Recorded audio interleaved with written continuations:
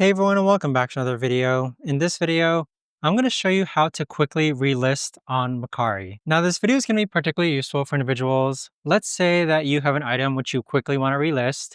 How do you actually go ahead about doing this? Now this video is going to be short, sweet, and simple, guys. There's not going to be a lot of steps involved. Now, in order to do this, what you're first going to do is log on to the Mercari app. Next, click on Sell on the middle hand side, and then click on the item which you want to go ahead and quickly relist. And so with it, you could actually click on the three dots in the upper right hand corner, and then click on Sell Similar Item. So what this is going to do is that it's going to save most of the details so that you can quickly relist on the Mercari app. Additionally, you can save items as drafts and repost them as later as well, so that you can list them again. But that right there, guys, is the best and easiest way that I know of to actually go ahead and quickly relist on OfferUp. If you guys know of a better, easier way to actually do this, let me know in the comments down below. I would love to know. Thanks so much for watching, everyone, and I'll see you guys all in the next video.